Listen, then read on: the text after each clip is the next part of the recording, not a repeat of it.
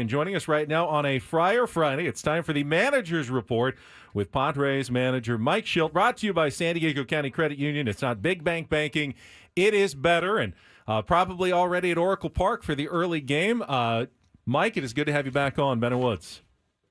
Yeah, good to see you guys. Yeah, at the ballpark, ready to get after it. All right, give us a lineup then. Nobody ever breaks news on this show, Skip, ever. It never happens. Same first six as always. I mean, I think you're safe there. Yeah, all right. That's all. You know what? I actually wanted to start there because we talked a little bit about it before, the consistency of that top six. I mean, obviously you like what you've put together there to get your team started every day. First inning, maybe second inning. Hopefully, you get as many of those guys up in the first inning as possible. Yeah, that's right. I do like the construction, clearly. Been riding with it for a while. Feel like it's working. There's some methodology to it that, again, lineups are, can be fluid, but, we've been into the season now and not so deep to where guys are getting days off, which obviously would affect the lineup. But just makes a lot of sense. The bottom of the lineup's done a nice job as well, turning over for those guys. They really have, and I wanted to ask you about that too. It's one of the, it's nice. You got your first six, and then you can kind of move around, depending on, if Campy needs a day off or you want to get Sugar going against a lefty or whatever it is. But how are you kind of doing that right now with Jackson Merrill is one, everyone wants to see that kid in the lineup every day. How hard is it to kind of temper his enthusiasm, your enthusiasm to see him play? Because he's really done a nice job so far. He's done a great job. I mean, he's been in there every game. He had started all but two.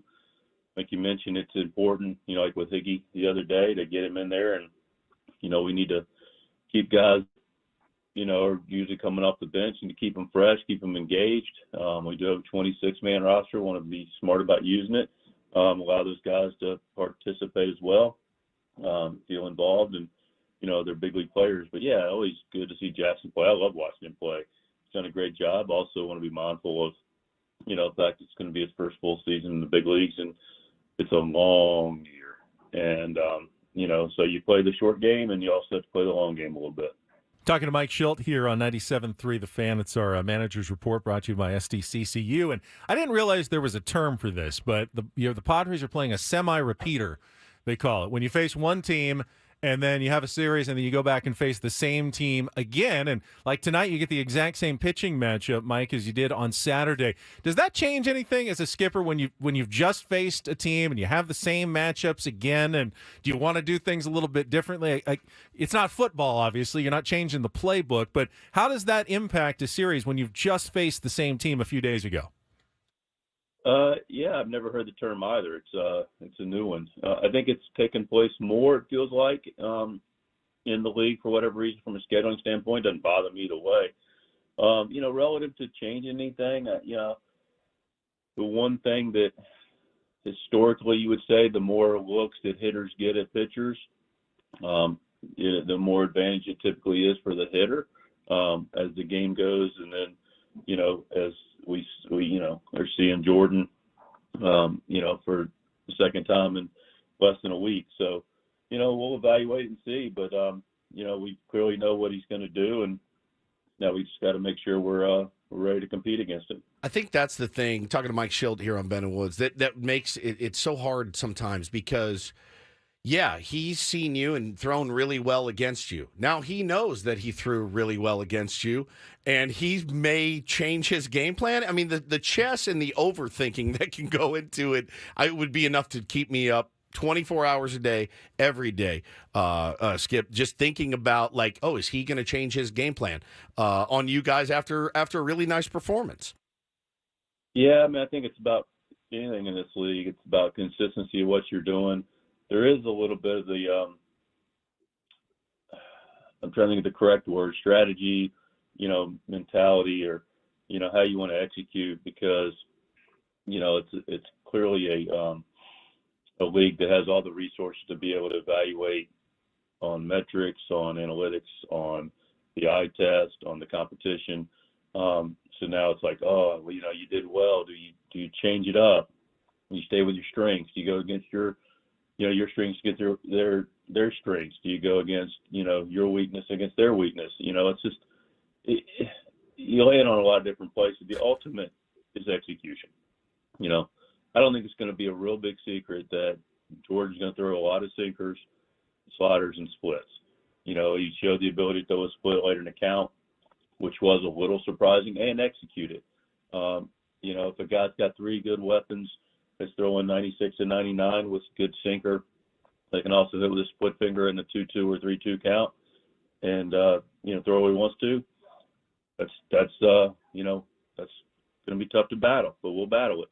If he can't, it gets easier on our side. So it really just gets down to execution of what your best weapons are against the team that you're competing against, and see where it stacks up. It's funny. I feel like the word you were looking for was approach, which is the word that a lot of fans, myself included, go, "Oh, I liked their approach last night. They scored 7 runs." And I was thinking like going against tendencies or with tendencies. But when you hear the word approach, it's very general. And could you, as the skipper, explain, so far so good for Victor Rodriguez and as the hitting coach, and you're seeing some guys really thrive right now, guys like Campusano, guys like Crony, looking great early part of the season. What has he brought, number one, and what is kind of his philosophy and, I guess, approach? Well, I'll just unpack the approach in general. I think it's a great opportunity to explain some things about approach. Approach, intent, plan, whatever those words you want to use, they can be buzzwords, but without them, you don't have a plan, you don't have an approach, you really don't have anything. You don't have an identity. You're not really going to stand for anything. So it starts with having one. Then the next chapter of that is having the right one. And then beyond that, being able to change it relative to what you see in competition. And then it gets to be about execution. So, you think about an approach, offensive approach, clearly we're going to have an approach to how we're going to do everything, how we're going to pitch guys, how we're going to defend guys, Sure. how we're going to base run against guys, etc. But now, again, it gets to be about, is there intent to what that looks like? And the thing that I've been really, really, really pleased about, and now I'll segue into the offensive side of it, is, the clarity of what we're trying to accomplish with our approach from an offensive standpoint relative to our strengths and relative to what we're going to see, and our ability to adjust as the game goes. We talk about being better as the game goes. Been really pleased with that. Now, people hear that and say, well, you didn't execute some days. Well, I can tell you this game is stinking hard. Mm-hmm. And there's no excuse to that. I'm not an excuse maker, but I'm also a realist. And there's times where, we don't get it done or we do get it done. But if we don't, I didn't have a plan, have an approach. And there are times where you'd be right. We maybe had one, but didn't focus enough to really execute it or have the right intent to execute it. But I can tell you we've had the right intent to execute. And when you have the right intent, that's all you could ultimately ask for. The physical ability and execution, usually gives you your best opportunity. Relative to Victor, that's what he brings. He brings a real simplicity that also, I think, has genius to it in its simplicity and a consistency, not, just doing the same thing over and over, but doing it, making sure we stand for something with our offense, how we're going to compete, how we're going to get back to something if we get away from it.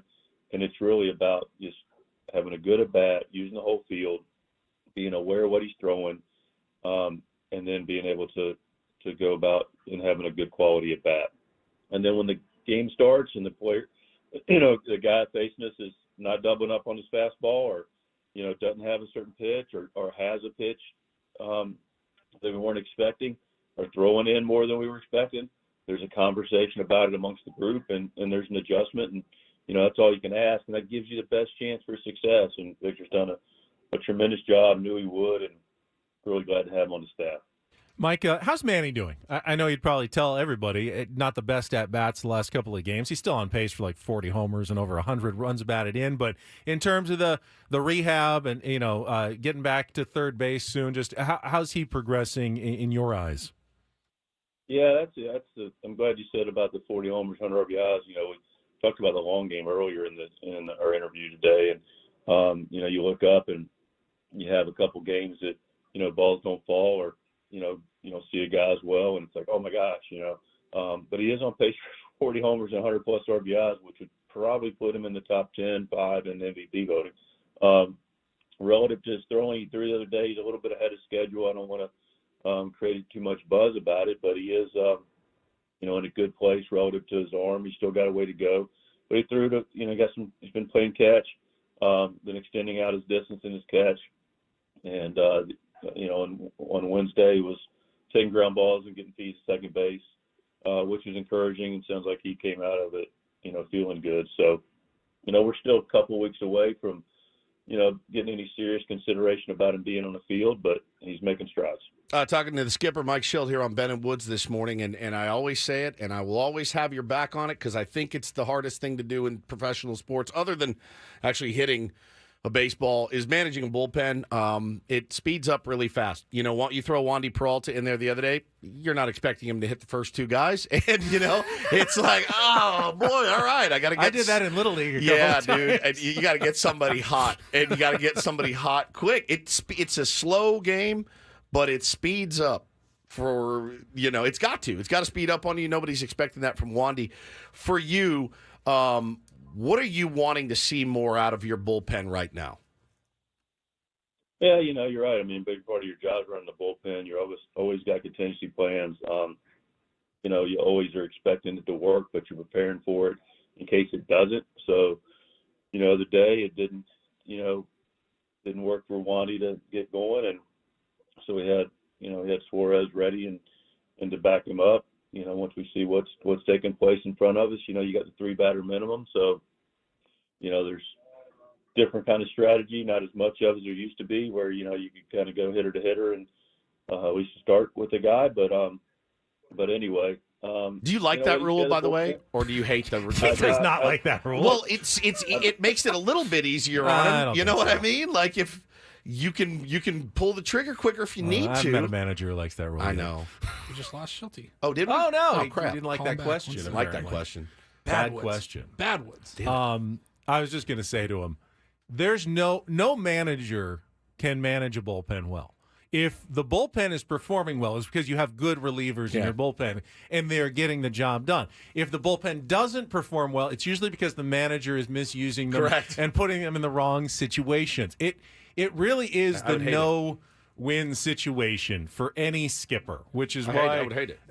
We got Mike Shildt back. I was just saying, Mike, that managing the bullpen's a no-win situation. When you guys get the job done, it's because you got good relievers out there and they're getting the job done. When they don't, it's because, well, you're an idiot and you put them in the wrong situations. Exactly. There's no way for the manager to win on managing a bullpen.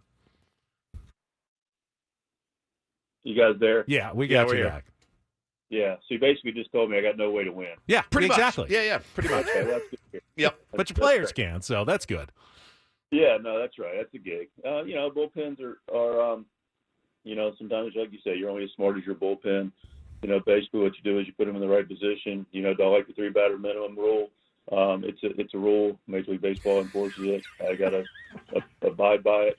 Do I love it? No, because I don't think it allows you to manage as aggressively as you can. But it's just a different way of using strategy. Ultimately what you want out of your bullpen is, and I like our bullpen. I don't want to mistake that. I like our guys. I like our group. And, ultimately what you want guys to go out and be aggressive and trust their stuff and live in the strike zone and allow their defense to work for them and control counts and control the running game. He learned under Tony La Russa, remember? Yeah. So, yeah.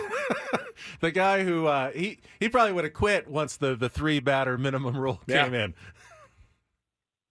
Yeah, Tony, I played phone tag with him yesterday about a few things, but I didn't get a chance to talk to him. He, he's one of the modern, guys that, did a lot of things, but especially with the bullpen was ahead of his time.